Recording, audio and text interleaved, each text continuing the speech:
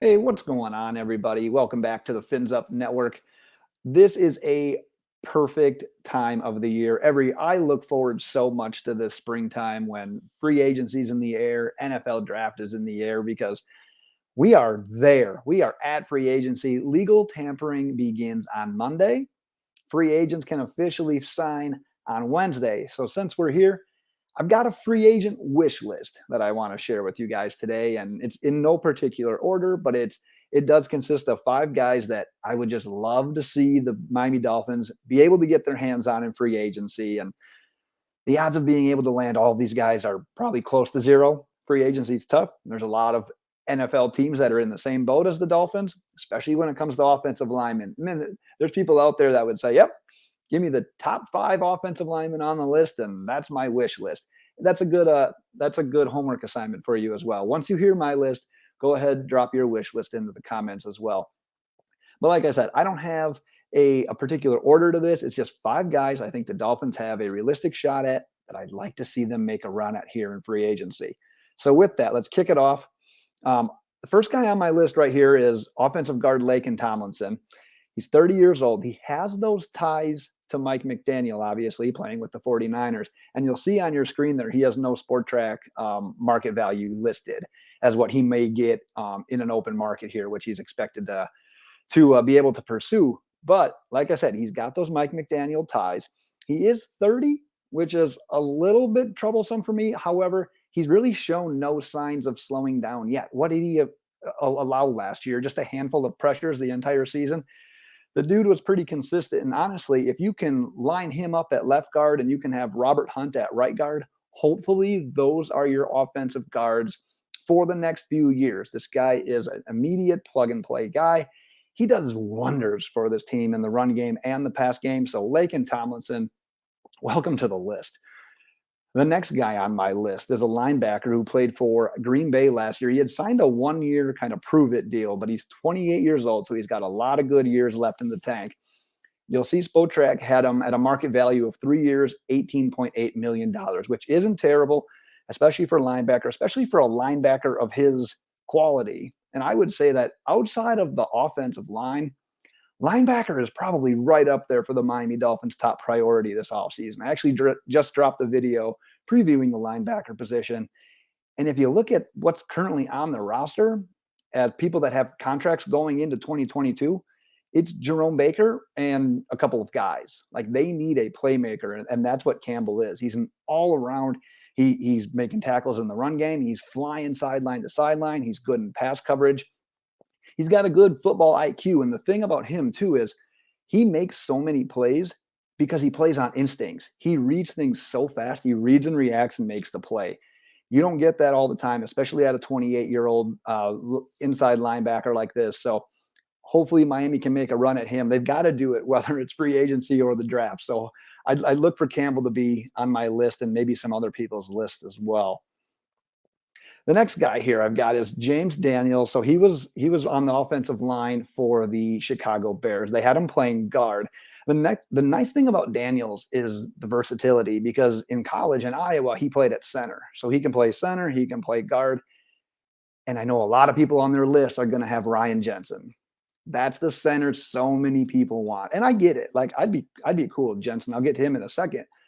But compare Jensen. I've got a couple of ages written down here just so I don't forget. So if you see me nodding, that's what I'm doing. Jensen is 30. James Daniels is 24 years old. So not only are you getting a guy that's maybe not to Jensen's caliber, but man, you're getting a guy that's 6 years younger. So potentially better health, room to grow yet, room to continue to carry on his career outside of just maybe a couple of years in Miami.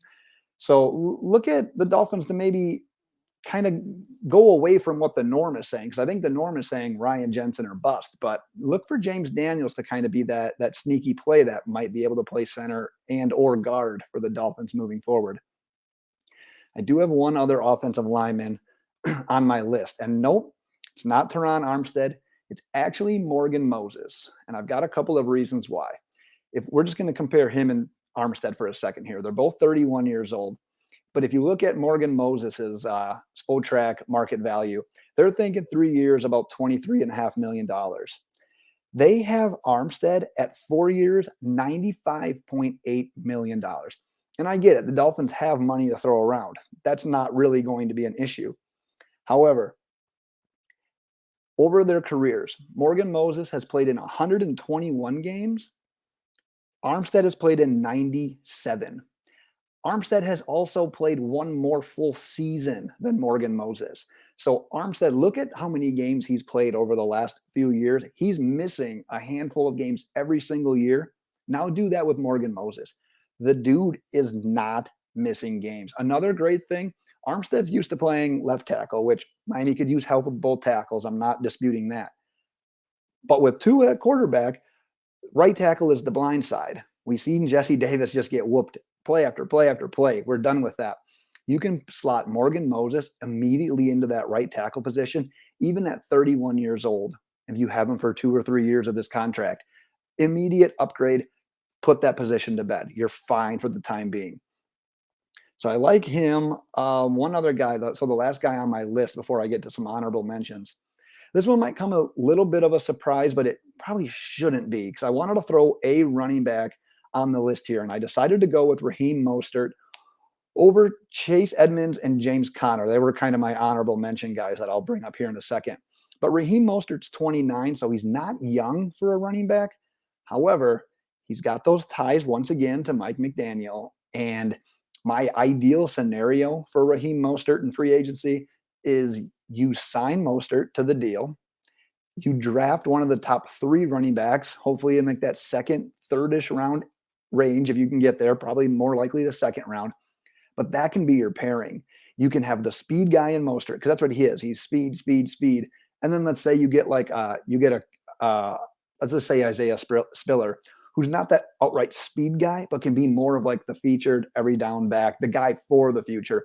But Mostert can be there to help McDaniel get his system in play, get the running attack in play. So he's not going to be super expensive. I've talked to some people that have some 49ers ties that say Mostert's a good running back. He's just got to be healthy. And they also know that he's tied to that Mike McDaniel system as well. So a lot of people think it's a good fit. I'm one of those people, but I talked about some honorable mention guys. I'm just going to rattle them off. We talked Armstead, Christian Kirk. I like what he could potentially provide. However, Spotrac had him at about for a year, $47.5 million. So he'd be a little bit spendier. We talked Ryan Jensen. I do like DJ Chark. There are some reports that are tying the Dolphins potentially to DJ Chark. JuJu Smith-Schuster, remember how he just burst onto the scene. He just came out guns a-blazing. Everything was great. He looked like the next thing. And then it's just been tapering off ever since. But you can probably get him on a 1 or 2 year prove-it deal for a reasonable price. So I don't mind JuJu in that area. I talked about Chase Edmonds. And if you wanted to add one more offensive lineman to the mix, you got Brandon Scherff. But so that's what I got. Like I said, I'd be thrilled to land all of them. I'll be happy with one or a couple of them as well. But it's free agency. I'm stoked. You should be stoked as well as a Dolphins fan. Let me know what your wish list looks like as well. Drop that in the comments below. As always, I appreciate you guys for your time. Stay tuned because we'll be back with some more free agent stuff throughout the week. So until then, have a good one, Dolphins fans, and we will see you next time.